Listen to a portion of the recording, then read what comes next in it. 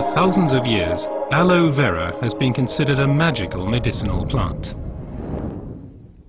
Even the Aztecs used it as a miracle drug to treat many diseases. Traditional medicine appreciates its detoxification, purging, acid neutralization and fat reduction. According to modern research, it has a positive effect on blood sugar levels and blood lipid concentration, including cholesterol levels.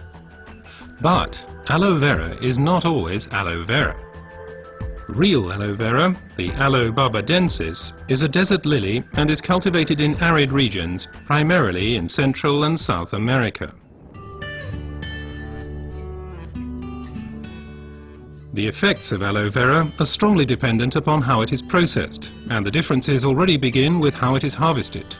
In order to avoid damaging the plant, the leaves should ideally be cut by hand. As the outer skin of the leaf contains poisonous aloin, a substance that protects the plant from animals and has a laxative effect on humans, the skin must be carefully separated from the inner leaf gel.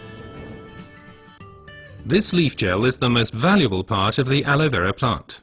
The gel has been proven to contain over 150 vital substances, such as vitamins, enzymes, polysaccharides and trace elements. It's this unique combination of ingredients and the way in which they interact with each other that results in the healing effect. One of the most important plant substances is asimanan, which has a positive effect on the immune system and can also reduce inflammations and free radicals. The result, the oxygen supply improves. Let's take a closer look at this fact. Blood is supplied with oxygen in the lungs and then transports it via the blood vessels into the cells.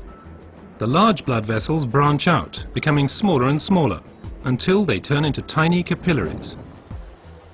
Capillaries, by the way, are the smallest blood vessels. This is where the oxygen passes over from the blood vessels into the cells.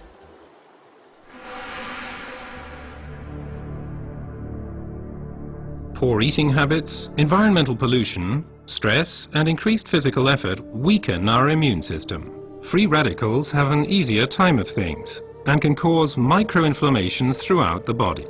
These inflammations can damage blood vessels and result in a thickening of the fine capillary walls. This swelling constricts the flow of blood, slowing down the blood cells on their way through the capillaries, which, as a result, impedes the oxygen supply. And it's here that the aloe vera acts. It reduces the swelling on the capillary walls. The blood cells can flow faster again, and the oxygen supply is improved. Furthermore, toxins and impurities are removed more quickly. The latest studies have revealed that other natural substances can improve the effects of aloe vera even further. These substances primarily include silicon, but they also include evening primrose and alkaline minerals. But first let's look at silicon a bit more closely. For our bodies, silicon is life essential and a structure-building element. We already know it as quartz sand, as it occurs in stones and cement. In the body, silicon is there to stabilize our human tissue. As a supportive element, it strengthens bones, hair, nails, connective tissues, and also the walls of our capillaries. As we grow older, the capillary walls have a tendency to lose their form and resilience. They can literally collapse, interrupting the blood flow. At the worst, this can lead to a stroke or a heart attack. Silicon strengthens and supports the capillary walls, thereby keeping the bloodstream open. As a result, the erythrocytes can now supply the cells with oxygen more efficiently. Silicon in its original form as quartz sand cannot be absorbed at all by the human body. Alternatives can, however, be found in nature. Optimum oxygen supply is not only dependent on the capillaries, but also on the condition of the blood itself. Only when blood is liquid enough can it pass through the narrow capillaries.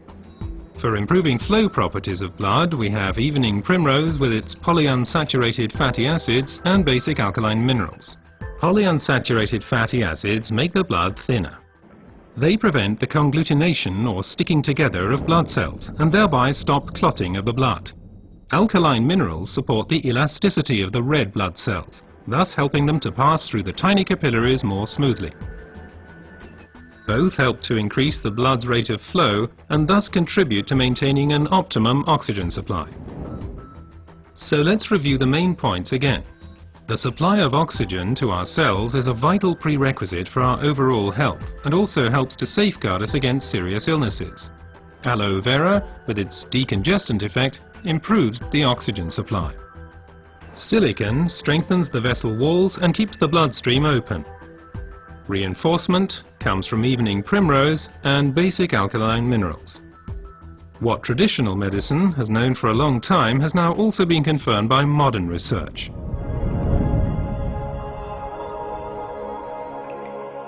Aloë Vera improves your oxygen supply and therefore your general health.